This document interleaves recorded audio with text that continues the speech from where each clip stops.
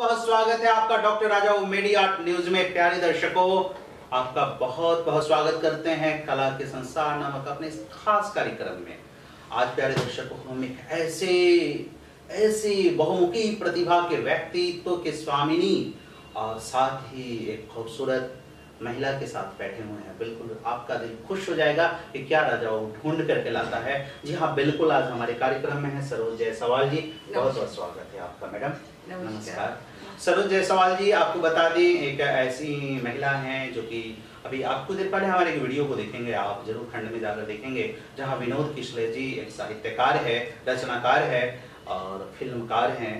तो उनकी अर्धांगिनी है, ये सौभाग्यवती हैं कि उनकी अर्धांगिनी है और वे कहीं ना कहीं परम सौभाग्यवान हैं कि वे इनके माने पति होने का उनको सौभाग्य मिला है कहीं ना कहीं। बिल्कुल, क्योंकि मैडम के बारे में बताऊं कि ये 16 कलाओं, संपूर्ण संस्कारों से युक्त हैं, चूंकि ये पारिवारिक जितनी भी पृष्ठभूमि है उससे ताल्लुक रखती हैं। तो ये जानना चाहेंगे आप किड्स एंड किसले इंटरनेशनल के आप प्राचार्य के पद पर हैं। जी हाँ, जी हाँ। तो बिल्कुल बहुत अच्छा। तो चूंकि आपके छात्र भी, बच्चे भी हमसे जुड़े होंगे, बिल्कुल ये एक अच्छा पल है कि आप मैम को देख रहे हैं, अपने प्राचार्य मैडम को देख रहे हैं और आपको अच्छा लगेगा। आप बिल्कुल लोगों को भी बताएं, इसे शेयर करें। तो ये जानना चाहेंगे कि आपकी थोड़ा सा बचपन के बारे में बताएं। क्योंकि आप बच्चों को पढ़ाते होंगे तो आपको बच्चे का एक अलग अनुभव होता होगा अपना बचपन का। आपका बचपना कैसा गुजरा? देखिए, हमारा जो शुरुआत हमारी पढ़ाई की हुई, हमारे फादर जो थे वो इंजीनियर थे टेलीफोन एक्सचेंज में। तो हमारा बचपन ट्रांसफरेबल रहा, कभी दिल्ली, कभी बॉम्बे, कभी कश्मीर। तो हर तरह का थोड़ा सा हम लोगों के अंदर में इन्वॉल्वमेंट मिलते गया। और हमारे फादर का शुरू से था कि बेटी को इतना ऑलराउंडर बनाओ, ऐसा बनाओ कि कभी भी उनको जरूरत पड़े तो किसी दूसरे के सामने हाथ ना फैलाना। क्या बात है, बिल्कुल सही, बिल्कुल सही। क्योंकि देखिए, ऐसे पिता महान होते हैं जो पुत्री, चूंकि स्त्री है तो पूर्णता है, स्त्री नहीं है तो स्त्री को तो पूर्णमिदं पूर्णात् पूर्णस्य पूर्णमुदच्यते, है ना। इसी से ही, चूंकि स्त्री ही जननी है, स्त्री ही सब कुछ है, स्त्री है तो संपूर्णता है। तो ईश्वर कहीं ना कहीं वो सारे गुण डालने की कोशिश की है। तो उन्होंने इसीलिए हमें शुरू से ही, क्योंकि मैं बचपन से बहुत चंचल थी, खेल मुझे बहुत प्रिय था। मैं गर्दनी बाग गर्ल्स हाई स्कूल में पढ़ती थी और मेरा मॉर्निंग का क्लासेस होता था। लेकिन क्लासेस पढ़ाई मेरी फर्स्ट शिफ्ट में हो गई, सेकंड शिफ्ट में मैं केवल क्रिकेट खेलने के लिए और डांस सीखने के लिए रुकती थी। क्या बात है, क्या बात। और शाम 4 बजे घर आती थी अपनी बड़ी सिस्टर के साथ। क्या बात है। तो मतलब वो बड़ी सिस्टर क्या करती थी? वो जैसे वो उनका सेकंड शिफ्ट में था, मैं उस समय क्लास 7 में पढ़ती थी और हमारी बड़ी जो सिस्टर थी वो 9th में पढ़ती थी। तो वहाँ जो था वो क्लास 8 तक का था, वो मॉर्निंग शिफ्ट था, और 9th और 10th जो था वो सेकंड शिफ्ट में चलता था। तो मैं अपनी पढ़ाई पूरी करके, क्योंकि मुझे पापा का कहना था कि पहले पढ़ाई के बाद अगर आपको कुछ करना है तो आप अपने समय में आप उसको दे सकते हैं। मैं इतनी चंचल थी ना, घर पे आते थे तो मेरी मम्मी बहुत परेशान होती थी। तो मेरे फादर मुझे टेलीफोन एक्सचेंज अशोक सिनेमा के पास जो देख रहे हैं वहाँ पे बुलवाते थे और वहाँ पे बैठ के मुझसे मैथ बनवाते थे। अच्छा, कि ये घर पे रहेगी, पढ़ेगी नहीं, चलो घर पे नहीं करेगी, थोड़ा चंचल है तो इधर, क्योंकि खेल मेरा गुल्ली डंडा बहुत खेले हैं हम लोग, पिट्टो बहुत खेले हैं। तो क्रिकेट हमारा बहुत ही मतलब पसंदीदा खेल था हमारा। उसके बाद क्या होता है ना, लड़कियों को थोड़ा सा प्रेशर होता है, क्रिकेट खेल तो रही हो लेकिन बॉल लगा तो चेहरा फटा तो शादी वादी कोई नहीं, इसका डर। तो ये हम डरते नहीं थे, लेकिन मतलब संजोग से मेरी एक फ्रेंड्स को वो हो गया और ये पूरा जो है पूरा पोर्शन फट गया बॉल से। उसके बाद हमारा क्रिकेट का लाइफ कम हो गया और हम कम क्या बोलिए, छोड़ ही दिए। फिर आप डांस करती थी? डांस का कौन सा? नहीं, उसके बाद मैं बास्केटबॉल में आई। हाँ, बास्केटबॉल चैंपियन हूँ हम। और हाँ बिल्कुल, और हम लोगों ने यहाँ स्टेडियम आप देख रहे हैं राजेंद्र नगर में जो, जी मैंने वहाँ पे खेला है। और उसके बाद जाके डांस तो बचपन से रहा, लेकिन हमने 9th और 10th में जब आए हैं उसके बाद मैं कथकली भारतीय नृत्य कला मंदिर से। अच्छा, कथकली से आप? यस, मैं कथकली से सीखी। बहुत अच्छा, क्या बात है, बहुत अच्छा। उसके बाद मैं नारायणी स्कूल आ गई, पटना सिटी के अंदर में नारायणी स्कूल। 10th मैंने यहाँ से किया है और 10th किए, उसके बाद हम तबला सीखे। क्या? अपने गुरु अपने राजकुमार नाहर सर से मैंने तबला सीखा अच्छा, है। राजकुमार नाहर जी अभी लगता है पटना दूरदर्शन के अधिशासी जी। कार्यक्रम नहीं पदाधिकारी ये थे, केंद्राध्यक्ष थे। जी केंद्राध्यक्ष जी जी जी अभी वो ट्रांसफर है उनका। जी, ट्रांसफर हो गया। मुझे लगता है कि वो अभी पटना से कहीं। तो वो आपकी गुरु रहे, आप तबला में कहाँ तक शिक्षा? मैं तबला में जो है 2 इयर्स ही कर पाई, उसके बाद फिर शादी वादी का जो होता है। पढ़ाई कहाँ तक गई है? मेरा पढ़ाई ग्रेजुएशन हमने किया। किस सब्जेक्ट? साइकोलॉजी से, लेकिन शादी के बाद भी मेरी पढ़ाई जारी रही। क्योंकि पति साहित्यकार है जी, और पति से ज्यादा मेरे ससुर जी।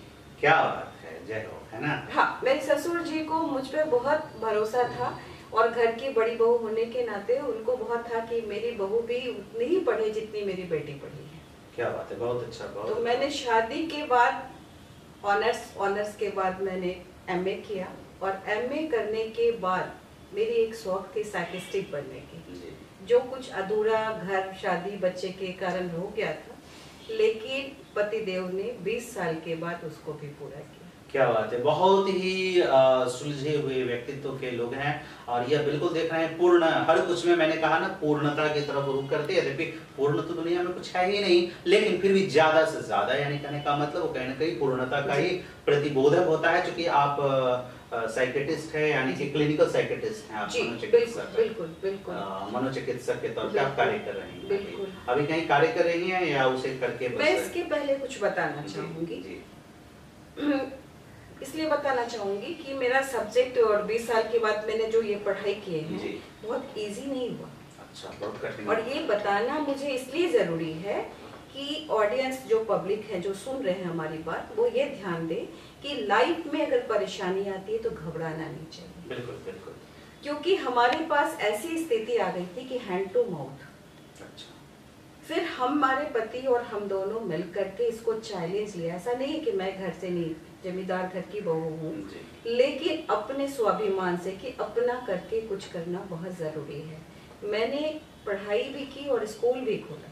क्या बात? स्कूल खोल के पहले स्कूल चलाती थी, फिर मगध महिला कॉलेज जाती थी, वहां से मैंने पढ़ाई की। यानी कि देखिए, अगर आप में इच्छा है, आप में चाहत है, और आपके ऊपर कहीं ना कहीं बड़े बुजुर्ग का आशीर्वाद है, तो आप किसी न किसी कदर आप अपनी सफलता पा ही लेंगे, अपनी चाहत को पूरा कर ही लेंगे। वैसे भी दोस्तों बताना चाहेंगे कि जिंदगी रबर की गेंद की तरह है, जितना कस के नीचे की तरफ से जमीन आपको दिखना है कि दलदली नहीं हो, वह गेंद उतना ही ऊपर उछाल मारता है। जितना कस के पटके जाते हैं गेंद को, जिंदगी उतना ही उछाल मारती है। यानी कि गेंद को पटकना कहीं ना कहीं, तो जिंदगी उसी तरह है, जितना कस के आप गिर रहे होते हैं तो आप संकेत एकदम इत्मीनान रहिए कि कहीं ना कहीं आपकी जिंदगी उछाल मारने वाला है ना।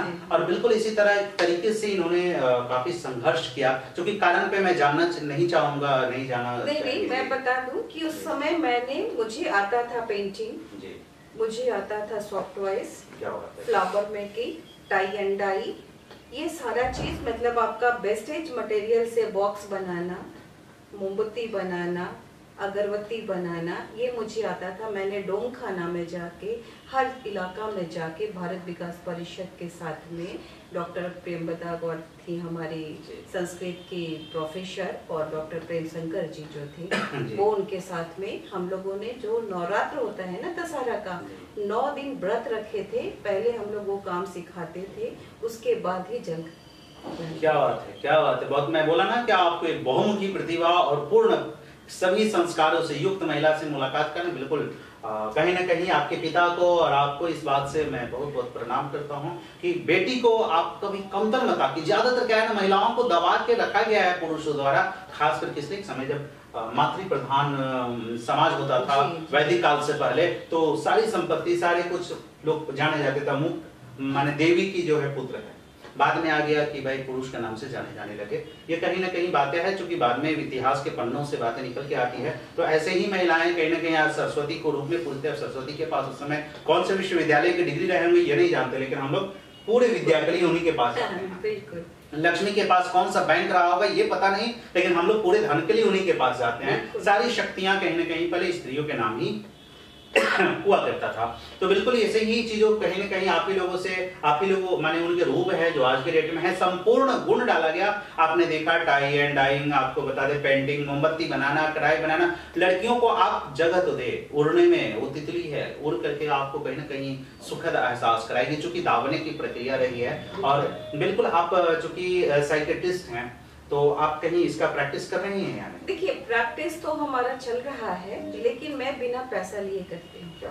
और मैं अपने स्कूल में बच्चे से ज्यादा पहले टीचर्स का करती हूँ और टीचर से ज्यादा गार्जियन का करती हूँ। क्या बात है, बहुत अच्छा। क्योंकि नहीं, कारण क्या होता है, जब हमारे बच्चे स्कूल में आते हैं ना, बड़े खुश होते हैं, स्वच्छ एकदम विचार के, बहुत मतलब हमारे यहाँ का इन्वायरमेंट जो होता है ना, एज ए स्टूडेंट्स और टीचर्स का नहीं होता है, माँ बच्चों का होता है। क्या बात। तो अगर बच्चे का चेहरा उदास है तो लगता है कि आखिर क्यों उदास है। अगर टीचर्स उदास है तो मुझे लगता है कि बात क्या है जिस कारण वो उसके चेहरे पे ये जो उदासी छाई, उदास है या क्यों भाग रहे हैं, पढ़ाना नहीं चाहते? नहीं, पढ़ाना नहीं, वो डरते हैं, डर होता है अंदर में।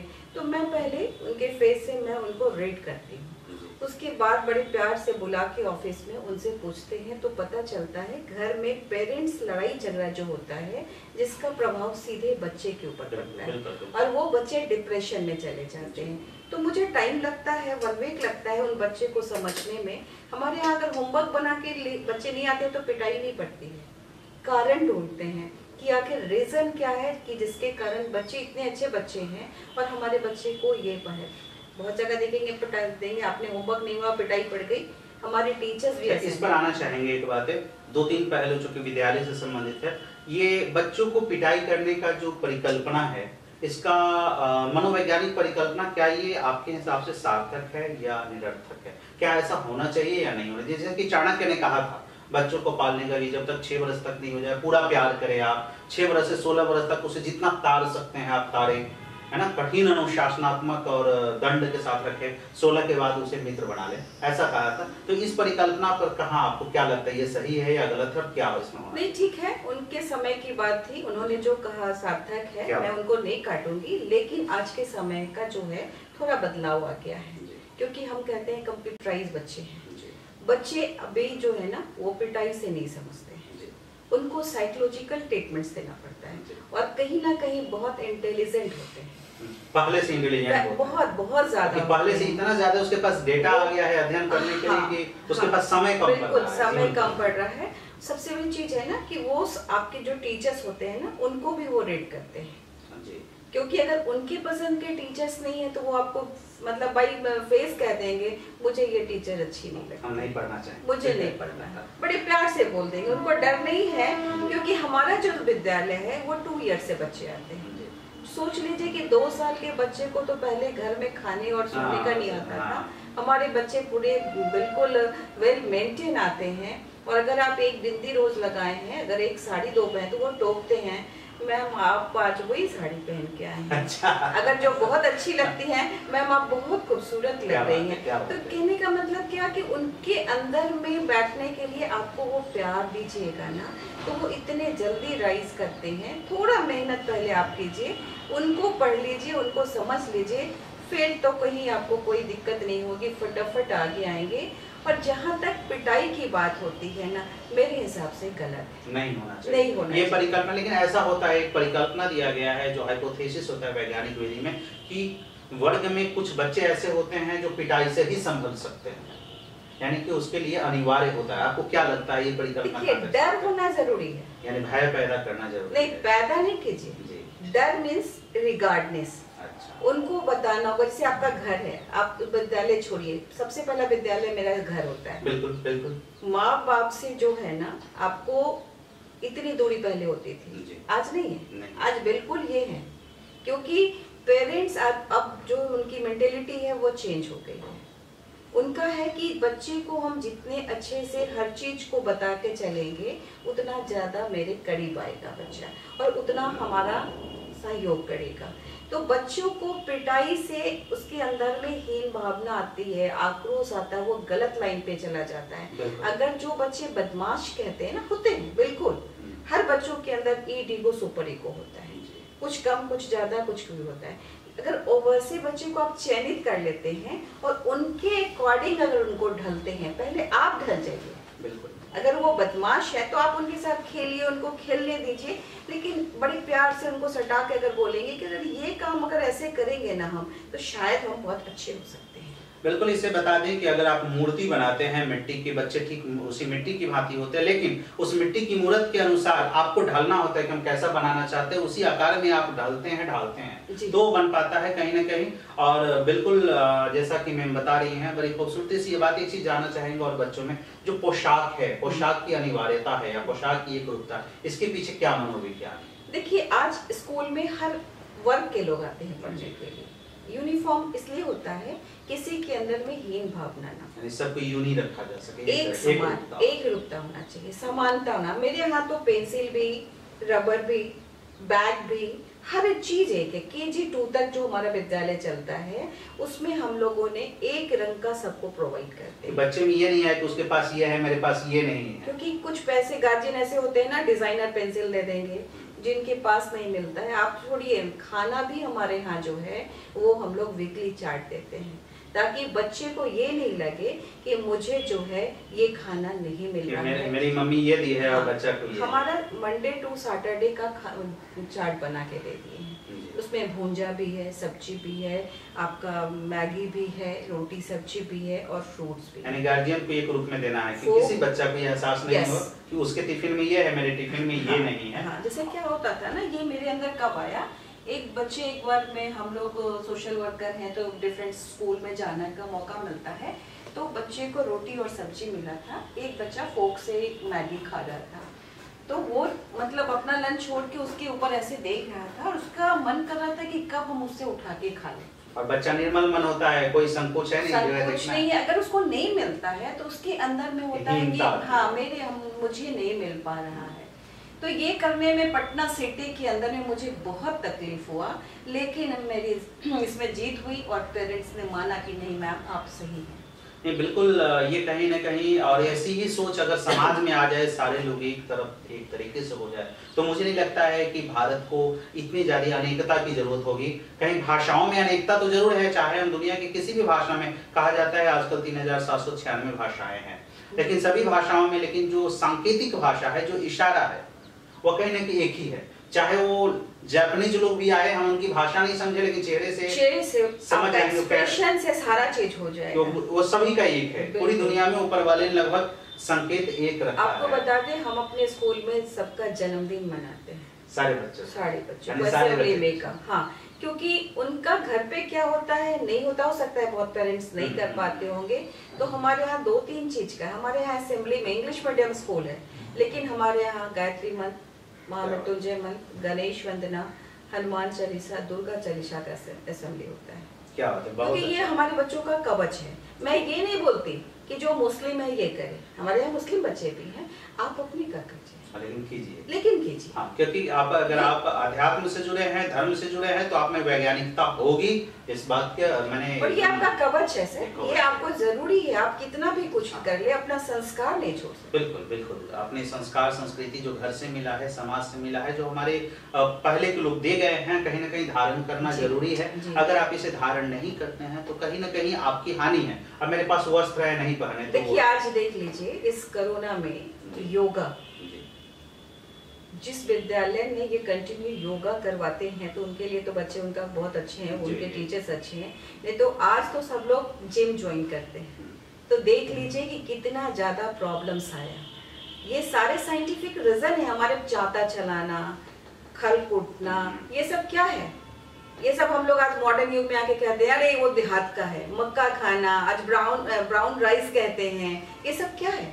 हाँ बिल्कुल, कहीं ना कहीं मोटे अनाज खाने से हमारे कहीं ना कहीं फायदा होता है, और मल्टीग्रेन, पहले तो कई अनाजों को मिलाकर खाने के, जैसे सत्तू है ना, सातू जिसे बोलते हैं, 7 अनाजों का मिश्रण होता है। आजकल लोग शुद्ध चना के सत्तू बेच रहे हैं, अब उन्हें ये भी पता नहीं है सत्तू है क्या। सत्तू मतलब 7 अनाजों का मिश्रण को ही सत्तू कहा जाता था, उसमें दाल वगैरह, यानी कि भोजन के जितने एलिमेंट्स है, बताओ डॉक्टर मैं बोलूं, कार्ब्स है यानी कार्बोहाइड्रेट है, प्रोटीन है, लिपिड है, फैट्स है, और साथ में ले मिनरल्स है, विटामिन्स है, फाइबर्स है, तो ये सारी चीजें उसमें मिल जाया करती थी। पहले के लोग इतना नहीं और शरीर से तंदुरुस्त होते थे, 2 मरुआ की रोटी खा करके आज मल्टीग्रेन नाम पे आपका चल रहा है और आप खा रहे हैं। क्योंकि हमारी मानसिकता ये हो गई ना कि हम लोग यूरोपियन दार्शनिकों से ज्यादा प्रभावित। अरस्तु ने ये कहा था, ये हम लोगों के मन में है, ये प्लेटो ने ये कहा था, लेकिन हमारे यहाँ किसने क्या कहा इस बात को हम लोग नहीं स्वीकार करना पसंद करते हैं। अब अमेरिका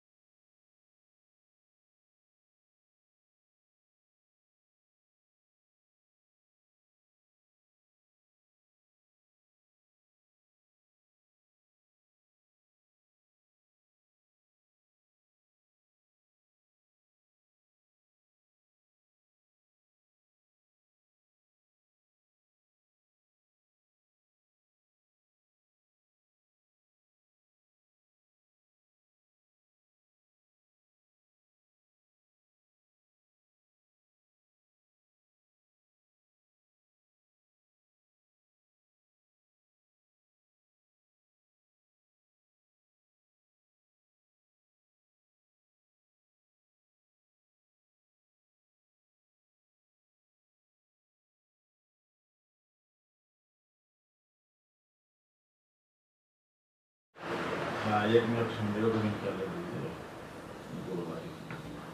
तो आपकी यानी कि उस आधार पर आपकी शादी वहाँ हुई, तो फिर क्या हुआ? आप जब वहाँ ये मेले लगाए, डॉक्टर इतना इतना इतना, तो उस समय वहाँ पे लोगों ने बहुत इंटरेस्ट लिया, क्योंकि किसी ने बेनिजिट भुट्टो का बनाया, किसी ने कुछ बनाया, मेरा टॉपिक बिल्कुल हटकर था, लोग बहुत एंजॉय किए और मुझे फर्स्ट प्राइज वहाँ क्या मिला। बात है, बहुत और अच्छा। फिर उसी दिन हम डिसाइड कर लिए कि मेरी शादी अब इन्हीं से होनी है। किसी आदमी से? अगर मान लीजिए इनसे शादी नहीं होती तो आप क्या करते हैं कि नहीं करते?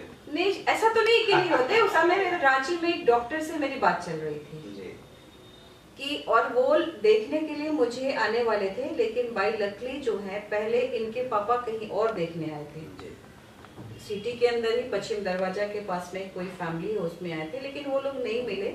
तो हमारा दरियाल और हमारे हस्बैंड का ननिहाल एक ही जगह है। अच्छा, अच्छा। तो हुआ कि चलो धुरिंदर भैया की बेटी को देख लेते हैं। अच्छा। तो वो लोग उस समय, मेरे पापा घर में थे भी नहीं, तो मेरी मम्मी बोली, जब इन लोग आए देखने के लिए, मेरे ससुर जी थे, दादा ससुर थे, मेरे देवर थे और एक मेरे मामा ससुर, 4 आदमी 2 बाइक से आए।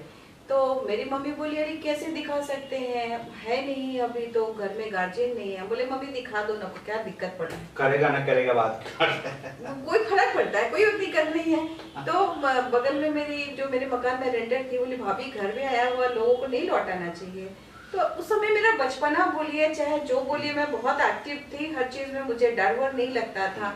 तो बोले कोई फर्क नहीं पड़ता, फटाफट तैयार हो गए। तो मेरे दादा ससुर जब मेरा हाथ हुआ देखे तो बोले, अरे वाह वाह, ये चलेगी घर में, इससे तो कुछ नहीं होने वाला, इसका तो इतना नाजुक, इतना कोमल कोमल हाथ है, इससे कुछ नहीं होने वाला। लेकिन मैं अपने ससुर जी की पसंद, मेरे ससुर जी बोले कि नहीं, मुझे यही लड़की चाहिए। अच्छा अच्छा, इसलिए ससुर आपको पढ़ाई में भी बहुत मेरे ससुर ने बहुत बड़ी बात कही कि मेरी 3 बेटी नहीं, मेरी 4 बेटी, क्योंकि हमारे यहाँ घूंघट प्रथा थी और हम बचपन से कभी उस इन्वायरमेंट में पढ़े लिखे नहीं। मतलब जो हमारा पालन पोषण हुआ ना, वो हम लोग बाहर जो शहरी था गांव, हम शादी के बाद ही गए। अच्छा, आप म्यूजिक से ताल्लुक रखते हैं, म्यूजिक को कहाँ तक आगे बढ़ा पाएंगे आप? मैंने तबला 2 साल सीखा है और शास्त्रीय संगीत आपको स्वर्गीय पंडित श्यामदास मिश्रा जी से सीखे हैं। अच्छा, गायन में आप? गायन में का भी था। कहाँ तक गायन? गायन में हमने 3rd ईयर तक किया। चाहेंगे हमारे प्यारे दर्शकों को गीत तो गुनगुनाएं? अरे नहीं, बहुत दिन हो गया फिर उसके लिए। तबला का प्रैक्टिस करती हैं? अब छूट गया। नृत्य भी छूट गया? हाँ, स्केचिंग भी मैंने सीखा है, मैंने वाइल्ड कलर भी सीखा है। तो और ब्यूटी जो आप कुछ करती हैं, हाँ, ब्यूटिशियन मेरा का रिसर्च प्रोडक्ट है जी। जो कि मैं हर्बल शैम्पू बनाती हूँ, फेस पैक बनाती हूँ, और बनाती नहीं हूँ, हमारे नेशनल ट्रेड फेयर जो प्रगति मैदान में जो लगता है, वहाँ भी मैं मेला में, ट्रेड फेयर में सेलेक्ट होके बिहार से जाती हूँ। क्या बात है। और वो आज 100% किसी तरीके के भी स्किन को हम सही करने का दावा करते हैं, आपके बाल को सही करने का रखते हैं, जो कि आज बहुत बाल झड़ने का बहुत प्रॉब्लम्स आता है, उम्र के पहले पकने का होता है। तो ड्यू टू कहीं ना कहीं आपके पेट और केमिकल्स का जो होता है असर पड़ता है। बिल्कुल बिल्कुल। तो हमारा जो हम बनाते हैं उसमें बिना केमिकल का बनाते हैं। बिल्कुल, बहुत अच्छा लगा आपसे मिलकर के, हमारे दर्शकों को भी बहुत सारी जानकारी मिली और चाहेंगे कि आप घर में भी खास करके अपने पत्नी को ठीक इनके पति की तरह और आपकी पत्नी इनके पति की तरह, माने इनके तरह आपको बिल्कुल सहयोग करे, एक दूसरे का सहयोगात्मक रवैया हो।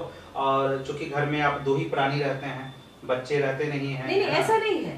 देखिए, हम लोग जैसे मेरी बेटी है, दामाद है, नाती है, नतनी है, बेटा है, बहू है, सब लोग हैं, लेकिन सब लोग अपने अपने काम पे हैं। सैटरडे संडे हमारा बेटा वो हमारे पास रहता है, आ जाता है। बिल्कुल, चाहे हम जाएंगे उनके पास या वो, क्योंकि अभी से दूरी करेंगे तब तो बहुत मुश्किल हो जाएगा। हाँ, तो पोता पोती होने के बाद बिल्कुल मुश्किल हो जाएगा। नहीं, दूरी बढ़ते चली जाएगी आपकी ना, तो आपको गिव एंड टेक आपको भी करना होगा, उनको भी समझना। अच्छा, ऐसा अक्सर कहा जाता है कि दूरियां बढ़ने से प्यार बढ़ता है, इसके बारे में आप क्या कहना चाहेंगे? नहीं, देखिए, दूरी 2 तरह की होती है। एक साथ जहाँ रहते हैं ठीक है, थोड़ा तन मन होता है, लेकिन जो प्यार होता है ना, जैसे आप एक बहू आती है तो पहले आप शासन करना शुरू करते हैं उनको, ऐसे नहीं वैसे नहीं, पहले आपकी बेटी भी तो गलत काम करती है, कभी नहीं बनाने का मूड है, चाहे लेट सोने का है। नए शादी के बाद मैक्सिमम लोग थोड़ा सा बहुत चीज की चेंजेस होती है, तो थोड़ा लेट उठना या करना, हार्मोनल चेंजेस। हाँ, तो मोस्टली सास जो है या ननद जो है वो शासन करना होती है। तो मेरी बहू के साथ में मैं पढ़ाई नहीं कर रही हूँ, अपनी मम्मी को बोलेंगी मेरी माँ तो कुछ, मम्मी जी तो कुछ नहीं बोलती है, आप हम पर सास बनी रहती। तो बच्चे को आप पहले प्यार देंगे ना तो उसको ये लगेगा कि ये मेरा घर है। यानी मन की दूरी नहीं होनी चाहिए, है ना। हो सकता है कि आपके मत यानी मतांतर हो सकता है, मत में दूरी हो सकती है, लेकिन मन की दूरी नहीं, और वो भी नहीं होना चाहिए। ठीक है, अगर वो कुछ गलती करती है डांटिए, फिर प्यार कीजिए, उसको ये नहीं कीजिए कि वो दूसरी की बेटी है। क्योंकि दूरी के एक सूत्र में ऐसा कहा जाता है कि दूरी का जैसे एक डोर अगर प्यार का या रिश्ते का यहाँ रखे और एक दूसरे डोर को जितनी दूरी करते जाएंगे तो रिश्ते का डोर उतना ही दूर हो जाएगा, ऐसा इसका विज्ञान। अपने बच्चे को तो सब प्यार करता है जी, करता है ना, मेरा बेटा, मेरा पति, सही। लेकिन अपने बहू को बेटी मानते हैं, कहते तो है समाज में दिखाने के लिए, लेकिन मैंने अपनी बहू को कभी बेटी नहीं कहा। चलिए, बड़ी सौभाग्यवती है आपकी बहू, सौभाग्यशाली। क्योंकि मैं बहू रानी ही उनको बोलती हूँ, बेटी को बेटी ही बोलती हूँ, दामाद को, क्योंकि उसका जो सुकून है ना वो एक अपना अलग है। बिल्कुल, बिल्कुल। प्यार का एक अलग अंदाज है, प्यार को महसूस करना कि अपना है, और ये अपना तो ही कहीं ना कहीं आप लोगों के समीप लाता है। प्यारे दर्शकों, मैडम आपसे मिलकर के बहुत ही अच्छा लगा, और प्यारे दर्शकों आपको भी कहीं ना कहीं सौभाग्यशाली हैं एक ऐसे सर्वगुण संपन्न व्यक्तित्व की स्वामिनी से मिलकर के अच्छा लगा बिल्कुल। और फिर हम कभी मुलाकात कराएंगे लोगों से, और बहुत अच्छा आप जुड़े रहेंगे हमारे साथ और देखते रहिए डॉक्टर राजाओं मीडिया न्यूज। हम फिर मिलेंगे आपसे अगले लोगों के साथ।